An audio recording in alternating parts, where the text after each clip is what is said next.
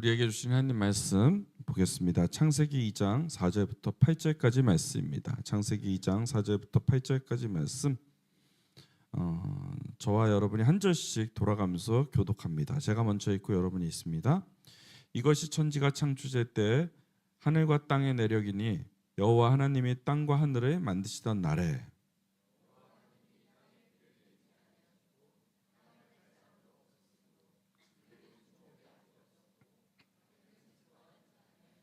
안개만 땅에서 올라와 온 지면을 적셨더라.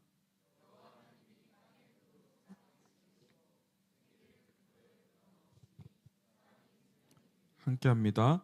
여호와 하나님이 동방의 에덴의 동산을 창설하시고 그 지으신 사람을 거기 두시니라. 아멘. 주님 말씀입니다. 드디어 창세기에 또 이제 진행합니다. 창세기에는 여러분 잘 모르셨겠지만 두 번의 창조가 나와요. 창세기에서는 이 첫 번째 창조가 앞에 나온 1장부터 시작해서 2장 3절까지 본문이고요. 오늘부터 시작한 게 두 번째 창조의 기사의 내용입니다. 자, 우리 2장 4절 제가 한번 볼게요. 이것이 천지가 창조될 때 하늘과 땅의 내력이니 여호와 하나님이 땅과 하늘을 만드시던 날에.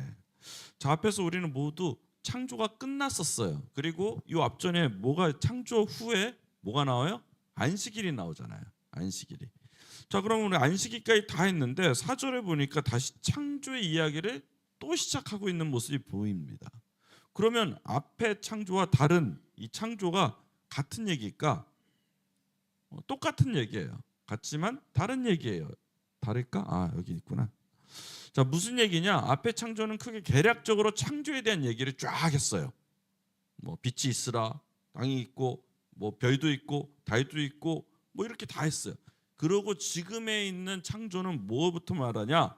이제부터는 세부적인 얘기를 하는 거예요. 다시 창조 얘기를 시작하는데 전에는 큰 개괄적인 창조를 그리시고 그 안에서 세부적인 얘기를 다시 시작합니다. 앞에서는 천지 창조가 주제였어요. 그래서 하늘에 대한 창조가 더 많았어요. 근데 지금부터는 땅에 대한 창조의 이야기만 진행한다는 거예요. 하나님은 창조의 큰 틀을 만드시고 이제부터는 그 땅에 그 빈 공간에 채워둘 거를 하나하나 말씀하신다는 거예요. 그러니까 전체적으로 큰 그림을 이야기하고 이제 세부적인 얘기를 하는 진짜 우리 인간의 창조 기사가 지금부터 시작된다는 겁니다. 자, 그리고 여기서 또 하나 중요한 점이 발견됩니다. 앞에 하늘에 대한 창조 얘기할 때, 원창조에 대한 얘기할 때는 하나님에 대한 표현을 뭐라고 표현했냐면 하나님이라고 하나님을 가리킬 때 엘로힘 그냥 하나님을 썼어요. 보시면 같이 하나님이 그가 하시던 일을 일곱째 날에 마치니 하나님이 그 일곱째 날에 복되게 하사 하나님이 그 창조하시며 하나님이 이르실 때 빛이 있으라. 다 하나님이. 근데 이제 두 번째 창조부터는 하나님을 가리켜 하나님이라 하지 않고 다른 말로 씁니다.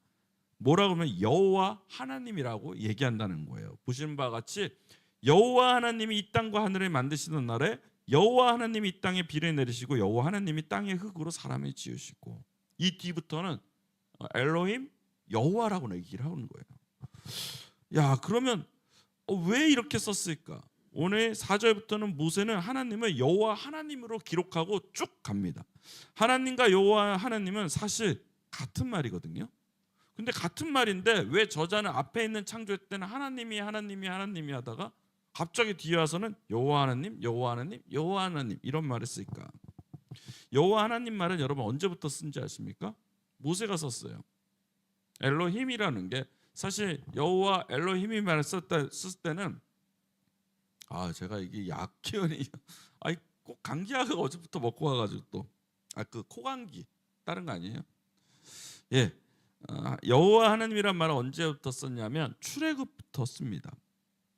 하나님이 애굽을 이제 출애굽 시켰어요. 모세를 통해서. 자, 출애굽에서 시내산까지 왔습니다. 그래서 시내산에 애굽 이제 모세를 데리고 올라가죠. 떨기나무 불로 이제 환원해서 딱 나타나는 거예요. 그리고 하나님이 모세한테 가서 얘기합니다. 너는 지금 바로에 가서 내가 전하는 말을 하라. 그때 모세가 뭐라고 합니까? 하나님 가가 내 말을 듣겠습니까? 여기서 가는 누구예요? 애굽 왕이잖아. 야, 걔는 바로인데 내 동생이거든요. 족보상은 동생이죠. 근데 가가 누가 보냈냐고 말하면 제가 뭐라고 얘기합니까? 명함도 없는 거예요, 모세는. 그렇잖아요. 뭔가 만나면 명함을 주어야 되는데 명함이 없어요. 누가 보냈는데 그랬을 때 하나님 엘로힘 뭐라고 설명합니까? 라고 하니까 그때 오케이, 내 이름은 내 존재를 알려줄게. 너를 보내신 이가 누군지 알려줄게. 나는 스스로 있는 자다. I'm that I am. 나는 스스로 존재하는 자다. 헬라어로 이걸 에고 에임이라고 해요. 나는 나다.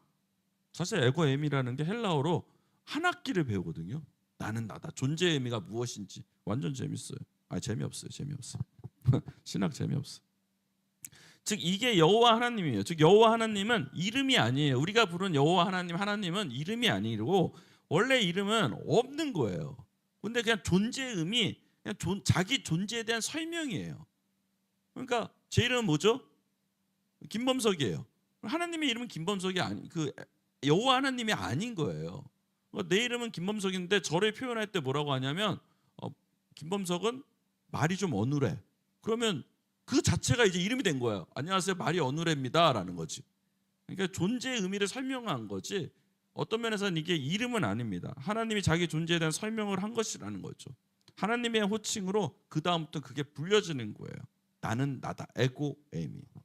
그러니까 사람들이 이상하다고 그래요. 목사님 근데 이상해요. 출애굽은 창세기 뒤에 쓰졌잖아요. 창세기 뒤에서 시내산에서 에고 에이미를 받았는데 어떻게 지금에 있는 창세기 지금 본문에 에고 에이미로 쓸 수가 있습니까? 어떻게 창세기 2장에 영향을 줍니까? 라고 말할 수 있어요. 그런데 조금만 더 살펴보면 재밌죠. 여러분 창세기 누가 기록했어요? 모세. 출애굽은 누가 기록했어요? 모세. 신명기 모세. 민수기 모세. 레위기 모세. 그걸 모아서 모세 오경이라고 그래요. 이 5가지를 다 모세가 기록했어요. 자, 근데 그 중에 첫 번째 쓴 책이 뭐예요? 모세가?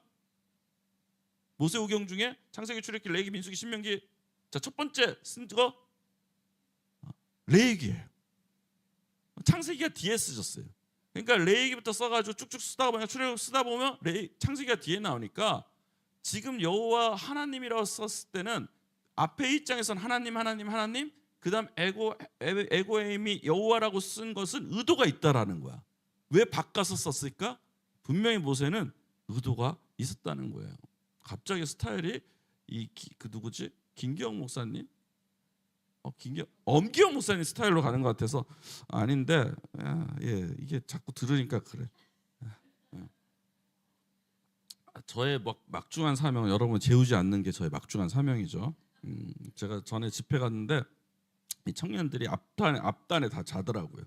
그래서 나의 모든 사명은 오늘 너를 기도시키는 게 아니라 너희들을 한 명도 안 재우는 게 목적이다. 그래가지고 제가 강당이 엄청 높은 거예요. 근데 거기서 촬영을 해서 내려오면 안 된다는 거예요. 근데 저기서 사람들이 저 뒤에 있는 거야. 그래서 어쩔 수 없이 강당을 끌고 와가지고 제가 여기까지 와가지고 가운데 서기 했어요. 자, 지금부터 앉을 거야. 자는 놈 앞에 놓고 할렐루야. 막 그래서 이러니까 앉아더라고요. 역시 째려보면 앉아. 째려보면 앉아. 저는 앉아 있을 거예요. 자면 다 이렇게 있을 거예요. 자, 어찌됐건 여호와 하나님이라고 왜 그때부터 불렀을까? 이유가 있다는 거죠. 그건 하나님이 어떤 그 여호와 하나님이라고 말을 쓴 거와 그냥 하나님이라고 쓴 건 차이가 있어요. 왜 모세는 2장 4절부터 여호와 하나님이라 썼을까? 앞으로 여러분 성경을 통독하잖아요. 성경을 볼 때 이거 여호와 하나님이라고 딱 나오면 100% 거의 여기에 걸립니다. 딱 나오면 이건 하나님이라고 할 때가 있고 여호와 하나님이라고 할 때가 있는데 여호와 하나님이라고 딱 부르면 이렇게 생각하시면 돼요. 이때부터 하나님의 플랜 계획이 있구나. 하나님의 계획이 이때부터 진행돼서 그 안에 무엇을 담고자 하는 계획이 있구나. 모세는 하나님이 계획이 있고 그 다음에 계획을 실천할 때 그 안에 하나님의 뜻과 하나님의 의지와 하나님의 무엇이 담겨 있다고 보면 그때부터 여호와 하나님이라고 말하면서 작정을 하고 글을 써간다는 거예요. 그러니까 여러분 성경 있다가 여호와 하나님이라고 딱 나오는 순간 이때부터 하나님의 어떤 계획이 펼쳐지는구나 라고 보고 읽으면 성경 있다가 너무 재밌어질 거예요. 그런 거 하나하나 발견하면 재밌어요. 근데 하나님이라고 하면 하나님이 객관적으로 그냥 어떤 모양을 만드시는구나 라고 보시면 되는 거예요. 그러니까 우린 여호와 하나님이라고 나오면 조금 더 긴장하고 보면 더 좋다라는 거죠. 자, 이제 2장에 들어서면 다시 반복해서 창조의 이야기를 한다고 했죠. 지금 하늘이 아닌 땅에 대한 창조의 이야기를 하는 거예요. 이 땅을 창조하셨는데 그 안에 하나님의 플랜을 담는 거예요. 그러니까 창세기는 두 번의 창조가 있는데 앞에는 1장의 창조는 대창조예요. 그리고 2장의 창조부터는 땅에 대한 얘기를 하는데 이 땅이 성경 전체를 끌고 가잖아요. 왜? 성경은 구속사의 관점으로 읽어야 되거든요. 이때부터 예수 그리스도의 구속사의 관점으로 성경이 써지고 있다는 거예요. 와, 하나님의 계획이 실현되는 거예요. 그 안에 플랜을 담는 거죠. 즉 여호와는 에고엠이라는 것을 이야기하면 그 뒤에 반드시 하나님의 마음과 의지와 생각이 담겨있는 그 철학이 나오겠구나 라고 보시면 된다는 겁니다. 우리 다 같이 7절 보겠습니다. 7절 이제부터 이제 본격적인 창조에 담는 내용입니다. 자, 함께 한 목소리 읽겠습니다. 시작. 여호와 하나님이 땅의 흙으로 사람을 지으시고 생기를 그 코에 불어넣으시니 사람이 생명이 되니라. 와, 이거 어마어마한, 이제 우리에 관련된 거니까요. 너무나 중요한 인간에 대한 이야기가 이제부터 시작됩니다. 먼저 하나님이 인간을 흙으로 지었다고 했어요. 그런데 어릴 땐 제가 이게 잘 안 오는 거예요.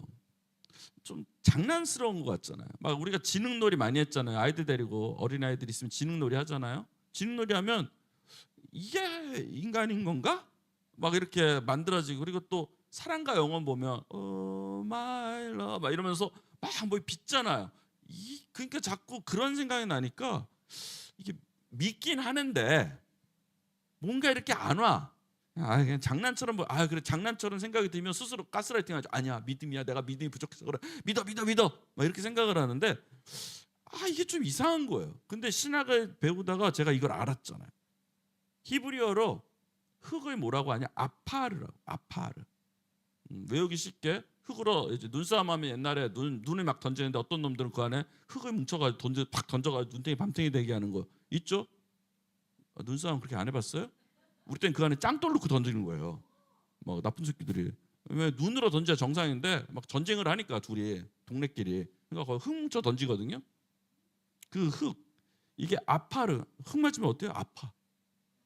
그래서 빵 맞는 아파 이래서 아파르예요. 그래서 우리 때는 그렇게 외웠다니까. 이게 매 학기마다 시험을 봐가지고 통과를 해야만 이제 학년을 올라갈 수 있어요. 그러니까 성경 엄청 봐야 돼요.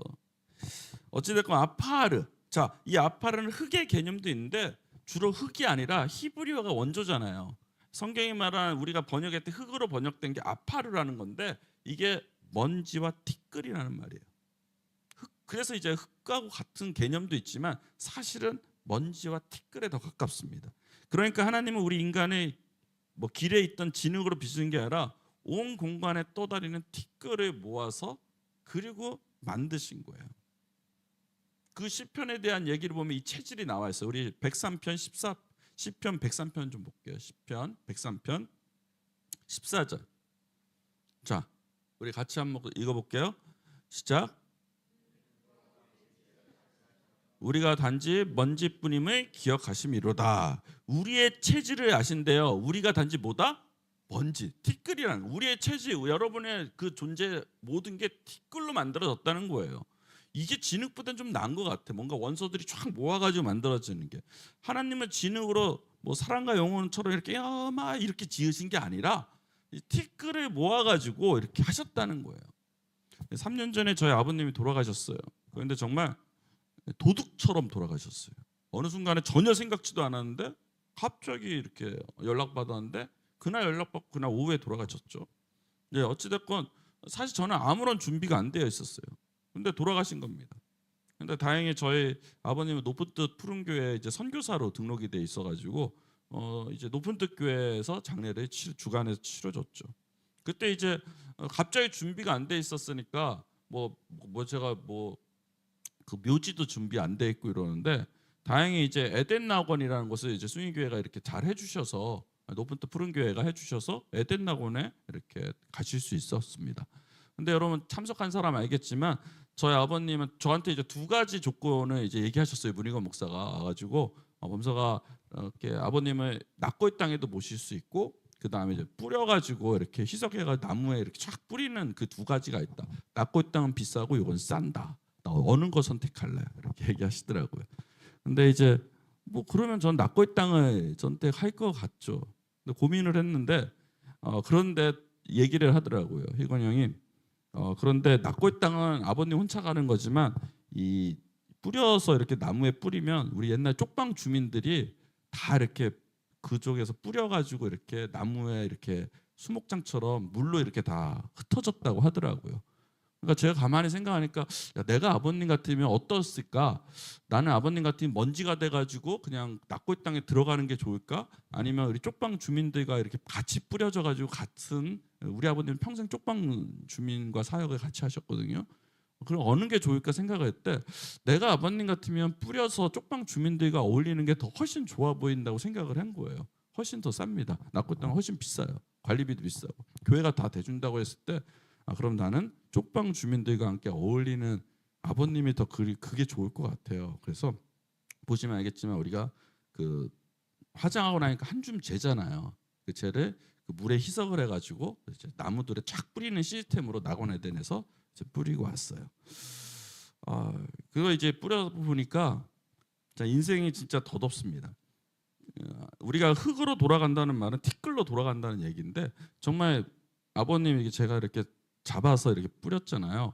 근데 사실은 이게 저희 부모님은 제가 장례 예배는 많이 드렸지만 우리 부모님 말고는 만질 일이 없는 거잖아요. 근데 한번 이렇게 만져보니까 먼지 같은 인생인 거예요, 우리가.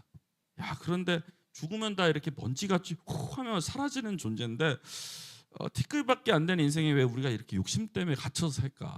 우리 인생에 가만히 여러분 생각하는 모든 걸 보면 욕심이 우리의 모든 걸 지배하고 있습니다. 뭐 목사들의 욕심은 뭘까요?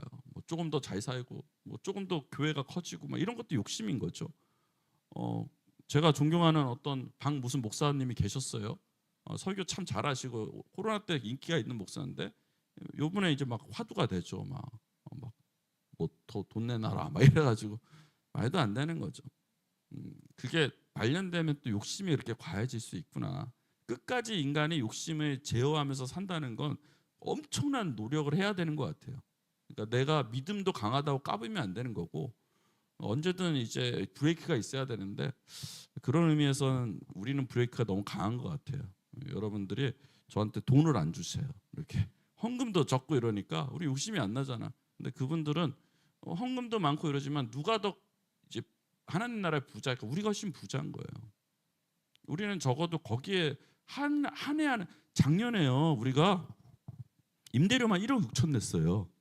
우리 교회가 임대료 관리금 해서 이제 관리금까지 여러분들이 내준 거잖아요. 기적인 거예요. 이게 하나님의 은혜예요. 은혜. 하나님의 은혜로 우리가 이렇게 되는데 한 달 한 달 살아가는 게 은혜라는 거예요. 근데 그런 분들은 그런 은혜를 못 느껴요. 그러니까 야 아파트가보다 못한 거 좋아 이러죠. 에이씨, 뭐하러 저래 욕심.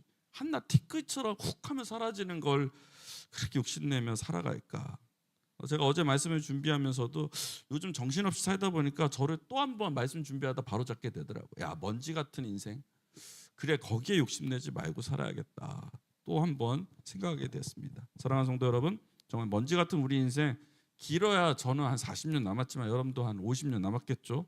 우리 다 먼지 될 거예요. 그 먼지에 연연하지 말고 남은 시간 하나님 안에서 영원한 생명 말씀에 거하면서 말씀대로 살려는 그 도전 노력하며 사는 저와 여러분 되게 주의 이름으로 축복합니다.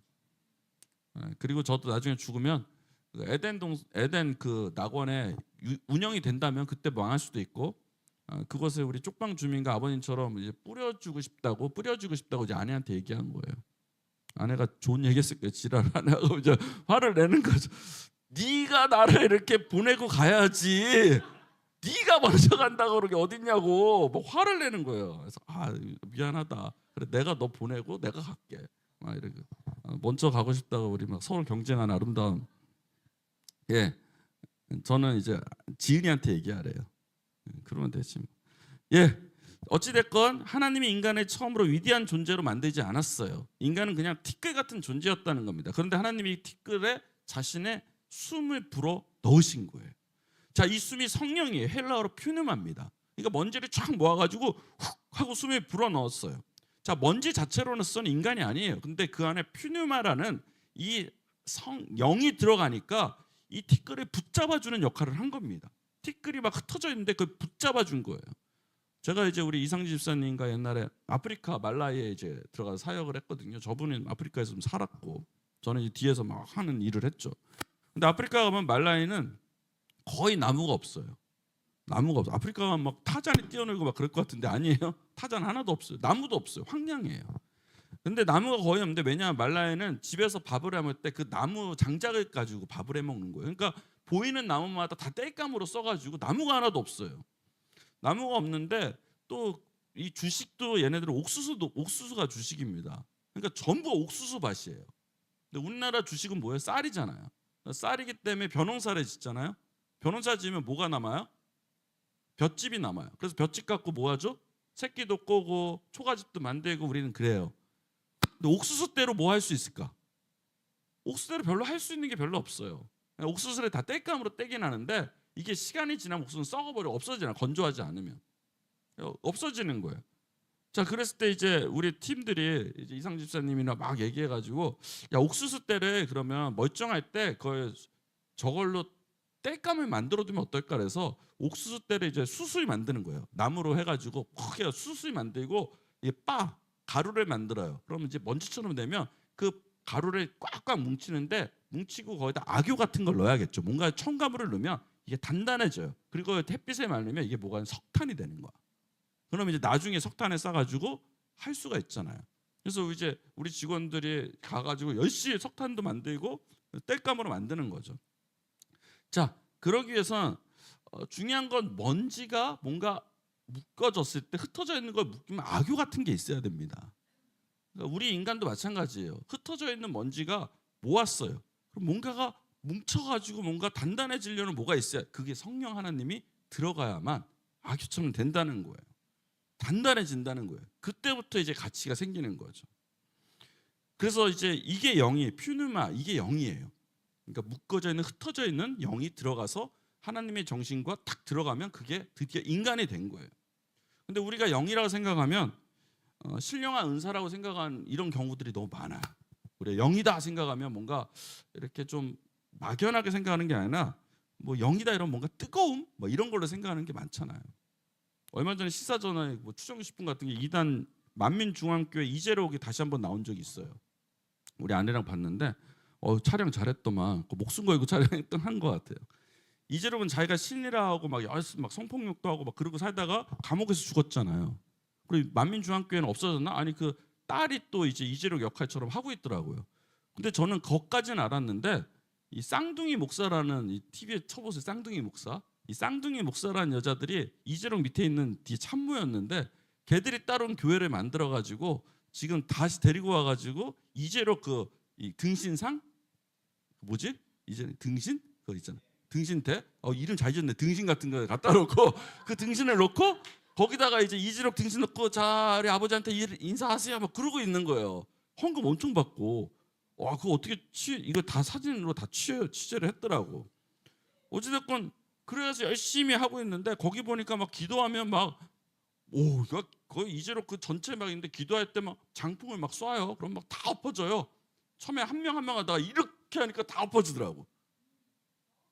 이게 말이 되나? 그래서 이렇게 해도 잘 힘든데 이렇게 하니까 주르륵 넘어지는 거예요. 오락 같아 오락. 막 이렇게 하면서 막 근데 이게 성령 체험인 줄 알고 사람들은 거기서 아멘 하면 연신 외치고 하는 게 막 마음이 너무 어려요. 뭐 성령님이 마치 그 손오공의 에네르기파를 막 쏘는 그런 그런 원기소 그런 거 쓰는 것 같은 거죠. 근데 정말 궁금한 게 제가 그거 볼 때마다 성령 받으면 왜 넘어질까? 그게 좀 궁금했어요. 저 성령 받고 넘어진 적이 없었거든. 왜 넘어질까? 이렇게 왜 넘어질까? 성령은요 넘어뜨리는 힘이 아니라 넘어진 사람을 일으키는 게 성령님이거든요.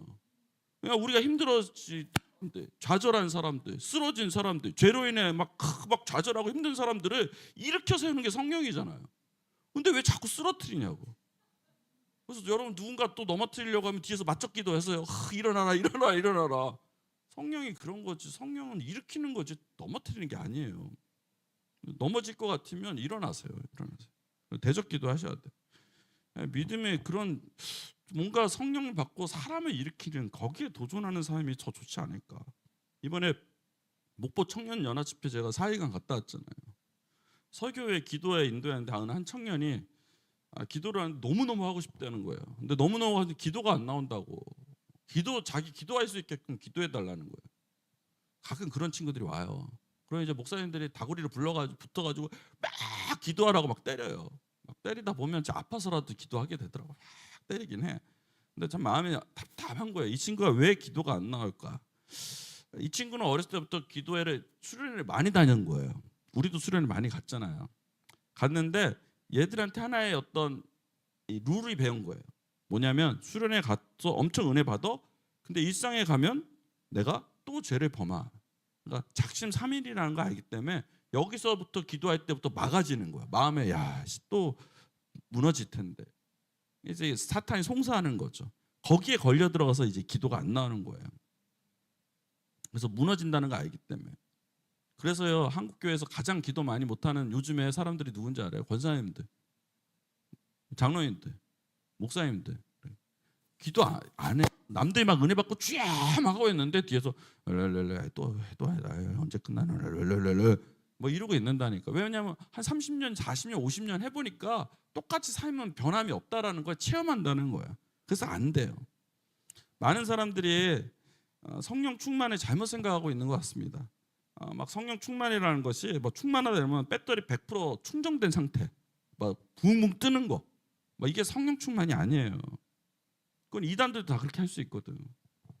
그게 성령 충만 상태가 아닌 거고요. 사실 성령은 배터리 100% 충전이 아니라 약간 배터리 같은 힘이 아니라 내비게이션 같은 거라고 보시면 됩니다. 힘이 넘치고 배터리 충전만 해도 막 힘이 넘쳐요. 배터리가 꽉 차 있어. 근데 내비가 엉뚱한 길 안내하면 결국은 엉뚱한 길 가잖아요. 그리고 돌고 이러다 보면 방전이 돼요. 근데 배터리가 20%밖에 없어, 힘이 없어 보이지만 정확한 내비게이션이 찍어준 방향으로 가게 되면 그 시간에 도착하면 정확한 목적을 갈 수 있어요. 고로 성령 충만은 기분이 좋은 상태가 아니라 배터리 충전되는 힘이 100%된 상태가 아니라 방향을 알려주는 거예요. 하나님의 마음과 생각과 인생의 목적이 어디로 가야 될지를 정확하게 방향을 알고 힘이 없지만 골골골 거리면서 그 방향으로 조금씩 컬럭컬럭 조금씩 이게 성령 충만함이에요. 방향을 잃지 않는 거예요. 막 기도하고 막 수련회 가가지고 와 하는데 하는 짓은 똑같은 짓을 해. 방향을 잃어버린 사람들이에요. 그런데 내가 그렇게 벌벌 없는 것처럼 보이는데도 한 걸음 한 걸음 한 걸음 주의 길을 걸어가고 있는 거, 그게 성령 충만한 거예요. 그래서 오늘 퓨누마 성령은 사람을 불러 넘어뜨리는 것이 아니라 평생의 방향, 하나님이 원하는 방향을 알려주고 그 헤매는 그 방향을 접고 그 방향의 길을 걸어가는 것, 그게 성령 충만한 삶의 기본입니다. 근데 이게 참 너무 그걸 알면 성령이 참 근사한 것 같아요. 성령은요, 어떤 면에서 인간 창조할 때 하나님이 먼지 티끌을 모아서 영을 부어주시잖아요. 그래서 우리 인간마다 그 영이 누구냐? 인간한테만 주어진 거거든요. 동물한테 안 주어졌습니다. 그래서 이게 하나님의 정신이고 하나님의 생각이고 하나님의 뜻을 우리가 알아낼 수 있다라는 거예요. 자연 계시를 통해. 막 기도하는데 하나님의 그 마음을 알겠는 거예요. 동물은 몰라요. 근데 우리는 하나님의 마음을 알 수 있는 거예요. 하나님의 눈의 시각으로 저 가난한 민족을 보면 눈물이 나오는 거예요. 이스라엘의 타락한 거를 보면서 와 하면서 누이면서 에레미야나 호세아가 막 울면서 기도하는 게 그게 하나님의 마음을 아는 건데, 이게 영의 사람이라는 거죠. 제가 목포 갔잖아요. 집회에 갔는데 우리 4인방에 갔어요. 4인방이면 유임금 목사, 김범석, 김상철, 조은무, 우리 4명이 20년 친구잖아요. 갔는데 이게 집회 끝나니까 숙소 가기가 12시더라고요. 근데 12시부터 시작해서 새벽 4시까지 우리끼리 막 노는 거예요. 새벽 4시까지. 그리고 6시에 또 집회가 시작을 해요. 와, 하루에 2-3시간 잤어요.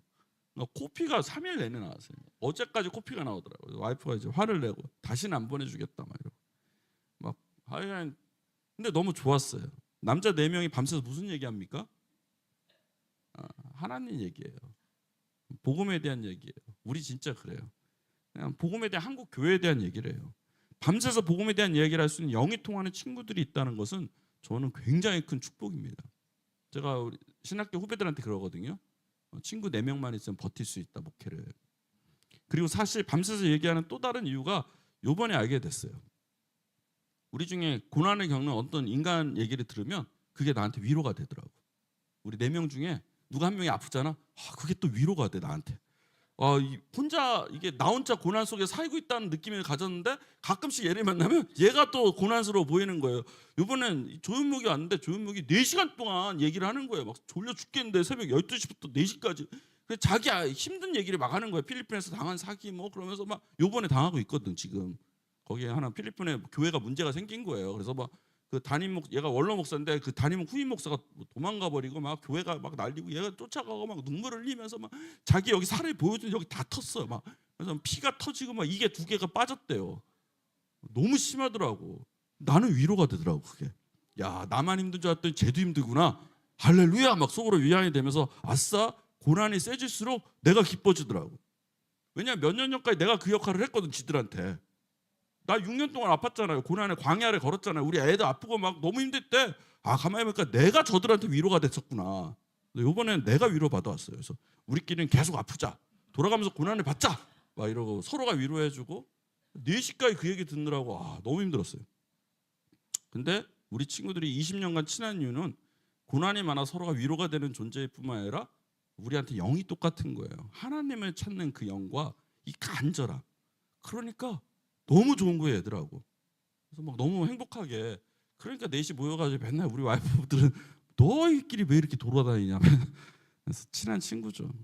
하나님이 우리에게 주신 영은 다시 말하면 불 같은 그런 것이 아닙니다. 그럼 뭐예요? 영은요 지금 여러분들의 마음, 생각, 철학, 가치관, 인생. 그게 영이에요. 영이 통한다고 할 때 그게 통하는 거예요.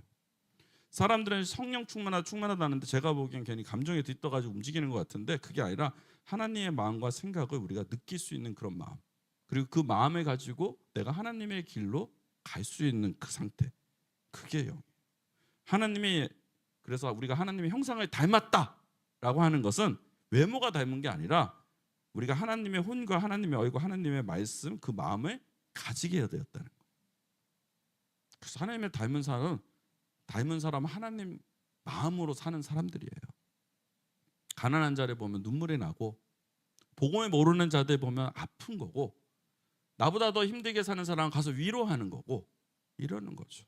근데 얘가 잘 됐으니 얘가 잘 되면 배 아프고 이건 하나님의 마음이 아니잖아요. 그렇게 사는 게 진짜 하나님의 영입니다. 불바다라가 아니라 내가 하나님 마음으로 사는 것, 내가 하나님의 생각을 하고 내가 하나님 법과 식으로 살아가는 것, 그것이 성령 충만함에 있대. 성령 충만한 삶을 여러분 모두가 사는 저와 여러분 되기 주의 이름으로 축복합니다. 말씀을 정리합니다. 샤인팀 나와주시고요. 예전 청년부 담당할 때요, 어떤 친구가 자기는 늘 부족하다고 이야기를 하는 청년이 있었어요. 왜냐면 남들 다 잘 나가니까 보기에 자기는 스펙도 없고 학벌도 없고 이러니까 그 친구는 이렇게 좀 너무 연약했던 것 같아요. 그래서 자기는 부족합니다. 자기는 취업도 안 풀리고 연애도 깨지고 기도를 해도 별다른 응답이 없어요. 그래서 어느 날 저한테 목사님 저는 패배자인 것 같아요. 난 믿음이 없는 것 같아요. 나는 성령 충만한 삶이 아닌 것 같아요. 어떻게 하면 저도 성령 충만한 삶을 살 수 있을까요? 라고 상담을 온 거예요. 근데 이렇게 상담하는 친구들 의외로 많은 거 아십니까? 근데 저는 그 친구를 보면 전혀 아닌 것 같은 거예요. 일단 이 친구는 예배를 끊지를 않습니다. 힘들다고 징징거리면서도 맨날 예배 10분 전에 항상 앞에 나와 있었어요. 이 친구는 말씀 앞에 도망가지 않았어요. 항상 말씀을 보고 있었고요. 어떤 사람을 미워하면서도 결국 용서하라는 그 말씀을 지키려고 몸부림을 치는 거예요. 자신의 감정은 무너졌는데도 용서라는 방향으로 끊임없이 가려고 노력하는 모습이 보였어요. 돈은 없어요. 돈은 없지만 정직한 직장을 얻으려고 나쁜 길은 들어서려고 하지 않는 거예요. 뭐 애터미 같은 데 있잖아요. 다단계. 그런데 들어가질 않아요. 유혹이 왔었겠죠. 그런데도 그렇게 성실하게 나름대로 성실하게 살아가는 거예요. 근데 세상은 그런 사람들을 패배자처럼 보고 있는 거죠. 그러니까 거기에 가스라이팅 당해서 자기도 인생 패배자 아니냐, 자기는 성령 충만의 뜨거움도 없는 것 같다. 여러분 교만한 애들은 교회 와서도 엄청 교만 떠는 거 알아요? 자기가 세상 모든 걸 다 안다고 그렇게 고만 떠는 것들이 있어요. 돈 있는 것들 중에 그런 놈들 진짜 많아요. 막 가리키려는 놈들 많아요. 어쨌든 목사님 저도 가르치려고 그래요. 저는요 하나님을 알면 할수록 모르겠던데요. 교회를 알면 할수록 모르겠던데요. 우리 마누라도 알면 할수록 모르겠던데요. 모른다가 답인데 그런 애들이 있어요. 그러니까 이런 친구도 거기에 빠진 거예요. 이게 뭘까요? 형제는 자신의 성령 충만하지 못한 사람을 생각했는데 이 청년은 성령 충만하지 못한 게 아니라 이미 지금 성령의 생각을 하고 있고 성령의 방향으로 그렇게 걸어가고 있다고 제가 얘기해 줬어요. 아니야, 너 성령 충만해. 성령은 우리 기분을 관리해 주는 분이 아닙니다. 충만 받았다고 붕붕 떠다니는 그런 느낌으로 살아가는 것이 아닙니다. 사랑하는 성도 여러분, 우리는 마가의 다락방 사건을 알 거예요. 우리는 오순절의 마가의 다락방을 생각할 때 불과 바람을 먼저 생각합니다. 그게 이제 순복음에서 얘기하는 거죠. 성령의 불같이 확 불보다 근데 마가의 다락방 결과를 먼저 보여줍니다. 성령이 임한 뒤에 그들은 어떤 일이 일어났습니까? 서로 떡을 떼고 가난한 자를 돕고 자기네 재산을 나누었고요. 공동체 안에서 기쁨이 있었고요. 세상적인 욕심에서 벗어나 진정한 자유가 있었다는 거예요. 그러므로 무엇보다 마가의 다락방 성령은 사람을 넘어뜨리지 않습니다. 대신 사람의 생각을 뒤집어 버렸잖아요. 욕심의 중심인 사고에서 하나님 중심의 사고로, 나 중심의 인생관에서 함께라는 세계관으로 세계관이 바뀐 거예요. 성령을 받으면 세계관이 바뀌는 거예요. 가치가 바뀌는 거예요. 세상의 가치에서 하나님 나라 가치로 바뀌어가는 거예요. 이게 진짜 성령 충만함이에요. 진짜 우리 하나님이 창조한 인간인 진짜 성령 충만한 삶 도전해보는 그런 삶을 살았으면 좋겠습니다. 세상적인 욕심을 벗어버리고 세상적인 미움을 떨쳐버리고 세상적인 분노를 내놓고 용서와 사랑과 자유함으로 그 믿음으로 살아가는 저와 여러분들에게 주의 이름으로 축복합니다. 오늘 말씀을 생각하시면서 우리 새로운 인생, 성령 충만한 인생, 인생의 꽃들처럼 한번 살아가겠습니다라는 마음으로 우리 이거 찬양하며 나가도록 합니다.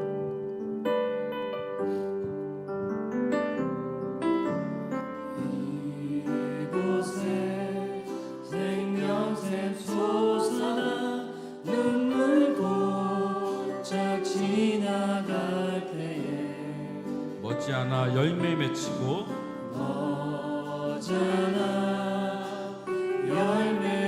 웃음소리 넘쳐나리라. 다시 한번 합니다. 이곳에 생명샘 솟아나, 이곳에 생명샘 솟아나 눈물 골짝 지나갈 때에 머지않아 열매 맺히고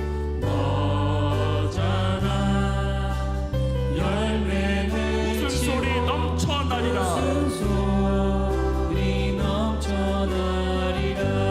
꽃들도 구름도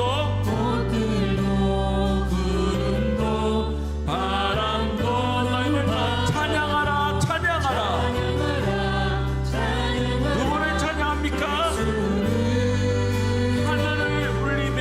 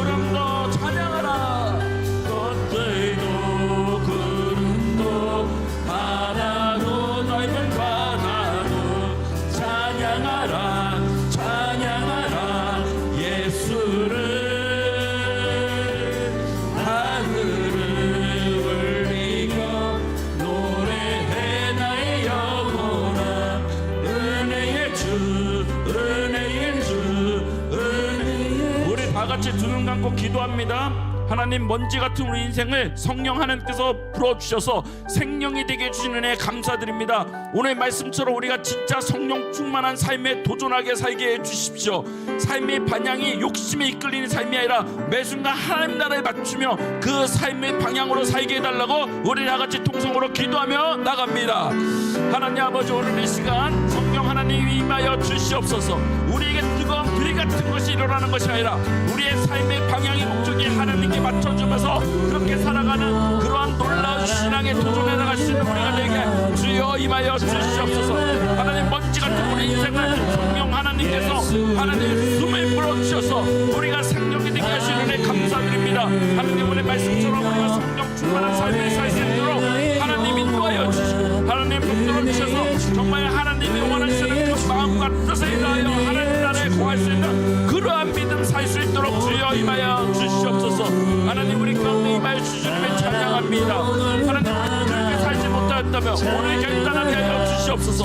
오늘 하나님 마음에 결단하게 하여 주시옵소서. 하나님 마음에 합당한 삶을 살 수 있게 하나님 인도하시고 하나님 붙들어 주시옵소서. 우리 가운데 임하신 주님을 찬양합니다. 하나님, 우리 안에 임하여 주시옵소서. 우리 계속해서 기도합니다. 우리 계속해서 기도할 텐데 다음 주면 새로운 새 구정이 됩니다. 하나님, 올 한 해 우리의 삶을 주관하여 주신 그 삶 너무나 감사합니다. 하나님, 우리가 가정에서 용서와 사랑이 더 충만해지는 그러한 새해가 되게 하여 주시옵소서. 그리고 무엇보다 우리 교회의 부흥의 역사가 일어나게 해달라고 2026 한 해 하나님의 통치가 이루어지는 교회가 되고 우리 가정이 되게 해달라고 우리 교회와 가정을 위해 함께 기도하며 나갑니다. 하나님, 이곳 가운데 임하여 주신 주님을 찬양합니다. 하나님, 2026년 또 새해가 밝습니다. 하나님, 2026년 이 새해 동안에 우리 가정을 지켜주시옵소서. 우리 가정 가운데 하나님의 섭리가 임하게 하여 주시고 하나님의 복음이 선포되며 우리 가정의 아픈 모든 것이 치유되며 역사가 일어날 수 있도록 주님 인도하여 주시옵소서. 우리 가정 안에 하나님 어려운 사람들이 있습니까? 물질적으로 어려우면 물질이 회복되고 건강이 어려우면 건강이 회복되며 하나님을 부르짖는 그 믿음이 한 단계 성숙해 갈 수 있도록 주여 우리 가정을 지켜주시옵고 인도하여 주시옵소서. 하나님, 우리 교회를 이 땅에 세우신 주님 감사드립니다. 하나님, 2020년 우리 교회의 복의 역사가 일어나게 하여 주시옵소서. 성령 하나님의 놀라운 은혜를 체험하며 하나님의 목적한 그러한 삶의 교회로 될 수 있도록 주님 인도하여 주시고 우리가 아버지 하나님을 더욱 믿음으로 간절히 사모하는 그러한 한 해가 될 수 있도록 우리 교회를 주님 축복하여 주시옵소서. 하나님, 우리 가운데 임하신 주님 인도하여 주시옵소서. 우리 교회를 주여 받아 주시옵소서. 이 교회를 사용하여 주시옵소서. 우리 교회 가운데 임하여 주시옵소서. 하늘을 울리며 노래해 나의 영혼아 은혜의 주 은혜의 주 은혜의 주. 하나님 아버지, 감사합니다. 정말 먼지 같은 인생이었는데 하나님의 영을 받아서 우리가 하나님의 마음을 알게 하고 그래서 인간답게 살 수 있는 그런 기회를 주시는 은혜 감사합니다. 하나님, 우리가 주님 안에서 받은 그 사랑을 이제는 나눌 수 있는 그 믿음에 도전하게 하여 주시옵소서. 하나님의 식과 방식으로 이 땅에 살아가게 하여 주시오며 하나님의 나의 가치관이 바뀌어서 하나님 나라를 볼 수 있는 그런 가치관으로 변화시켜 주시옵소서. 하나님, 우리 교회 가운데 임하여 주시옵소서. 이 땅에 교회를 세우신 그 하나님의 놀라운 섭리에 순종하며 하나님의 복음을 우리가 청구하는 그러한 삶의 모습을 갖춰가는 교회가 되게 하여 주시옵소서. 2026년은 조금의 부흥의 성장을 원합니다. 하나님, 찾아오는 모든 사람 가운데 축복하여 주시고 하나님, 그들의 받을 수 있는 능력, 그들의 받을 수 있는 사랑, 그들의 받을 수 있는 용서와 회개와 자유함이 넘쳐나는 그러한 더 좋은 세상 교회 되게 하여 주시옵소서. 하나님, 2020년 우리 가정을 돌보아 주시옵소서. 어렵고 힘든 가정 가운데 주여 은혜를 더하여 주시고 사랑을 더하여 주셔서 하나님, 그 가정을 회복시켜 주시고 하나님, 용서가 필요한 가정에 용서를 주시며 하나님 앞에 정말로 회개가 필요한 가정에 회개를 주셔서 하나님 안에서 정말 믿음의 자유함을 찾을 수 있는 그러한 가정 되게 하여 주시옵소서. 감사드립니다.